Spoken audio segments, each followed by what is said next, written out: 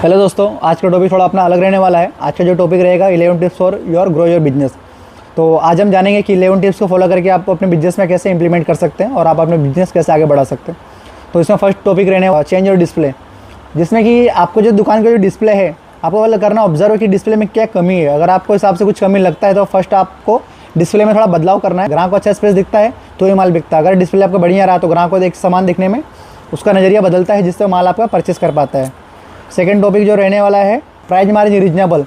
आपको देखना है कि आपके जो कॉम्पिटिटर हैं वो रेट पे माल बेचते हैं। अगर आपका कॉम्पिटिटर के पास आपको उस पहले सर्वे करना पड़ेगा कि आपके जो कॉम्पिटिटर किस प्राइस मार्जिन पे माल बेचते हैं। अगर आपका प्राइस मार्जिन उनके जैसा रहा तो आपको थोड़ा बदलाव करना पड़ेगा आपका प्राइस मार्जिन में, कि ग्राहक को कुछ आपके पास थोड़ा अलग प्राइस लग सके। तो ये टॉपिक फॉलो करके आप बिजनेस आगे बढ़ा सकते हैं। थर्ड रहने वाला अपडेट योर प्रोडक्ट। आपको अपने प्रोडक्ट में कुछ अपडेट करना ही पड़ेगा, जिससे ग्राहक आपके प्रोडक्ट को अलग तरीके से जान पाए। यही माल हर जगह मिलता है तो आपके माल की वैल्यू डाउन। अगर कुछ अपने प्रोडक्ट में आपने कुछ अपडेट किया है ताकि ग्राहक कुछ आपके पास कुछ नया सामान देखने को मिलता है, जिससे ग्राहक आपका प्रोडक्ट की तरफ अट्रैक्टिव रहेगा। तो टाइम पे आपको प्रोडक्ट अपडेट करना ही पड़ेगा। Create monopoly. आपको अपने प्रोडक्ट में कुछ मोनोपोली क्रिएट करना ही पड़ेगा, अदरवाइज आपके पास जो प्रोडक्ट है आपके कंपटीटर भी सेम प्रोडक्ट बेच रहा है, आपका माल बिकेगा नहीं। या बिकेगा तो आपको मार्जिन बहुत ही रीजनेबल मिलता है, जिससे आपको कुछ होगा नहीं। तो आपको हाई मार्जिन लाने के लिए प्रोडक्ट में कुछ आपको मोनोपोली क्रिएट करना ही पड़ेगा। डीलर है उनसे आपको मिलना पड़ेगा, उनको आप बोलना पड़ेगा भाई अपना प्रोडक्ट जो बनाते हैं उसमें कुछ आप चेंजेस करके हमें माल दो, ताकि माल और आपके कंपटीटर का माल सेम ना मिले, कि आप एक मोनोपोली क्रिएट कर पाएंगे जिससे आप मार्जिन थोड़ा आपको हाई चार्ज कर पाएंगे। 5 पॉइंट है, अभी काफी इंपॉर्टेंट पॉइंट है। कस्टमर के नीड को समझो। आपके पास अगर कस्टमर आते हैं तो कस्टमर जो लेते हैं तो अच्छी बात है। जो कस्टमर आपसे माल नहीं लेते हैं तो आपकी उनकी नीड को समझना पड़ेगा। ग्राहक की रिक्वायरमेंट क्या है, ग्राहक की नीड क्या है, तो ग्राहक की नीड को पहचानना ही पड़ेगा। ग्राहक चाहते क्या है उस हिसाब से आप उस चीज को नोट डाउन करें। ग्राहक की रिक्वायरमेंट क्या है, देन उसको आप अप्लाई करिए तो बिजनेस में आपको एक इंप्रूवमेंट देखने को मिल सकता है। 6 पॉइंट है टाइम टू टाइम मार्केटिंग। ये बहुत बेस्ट पॉइंट है, इसको आपको अप्लाई करना ही पड़ेगा। ये time to time marketing point है, जिससे आपको ग्राहक आपके पास आता है तो वही ग्राहक आपके पास आता है जो आपको जानता है। और आपको ग्राहक के पास जानने के लिए आपको ग्राहक के बीच में फेमस होने के लिए आपको टाइम टाइम मार्केटिंग का करना ही पड़ेगा। पर ज्यादा लोगों के पास अपने दुकान को आपके ब्रांड को पहुंचा सकते हैं। तो ये काफी इंपॉर्टेंट पॉइंट है। 7 पॉइंट है बेस्ट सेल्समैन या बेस्ट सेल्स गर्ल रखे। सेल्समैन वो होता है जो आपके प्रोडक्ट को बेहतरीन ढंग से ग्राहक के सामने रिप्रेजेंट कर सके। तो अगर कस्टमर है, कस्टमर के पास आप तो बार बार जाएंगे नहीं, तो सेल्समैन का आपको रखना ही पड़ेगा जो प्रोडक्ट की डिटेलिंग को ग्राहक तक पहुंचा पाए। तो सेल्समैन बहुत जरूरी है। 7वां पॉइंट आप नोट कर लीजिए। सेल्समैन को आपको अपने बिजनेस में अप्लाई करना पड़ेगा। सेल्समैन रहेगा तो ये आपका सेल बेहतर ढंग से हो पाता है। दोस्तों 8वां पॉइंट है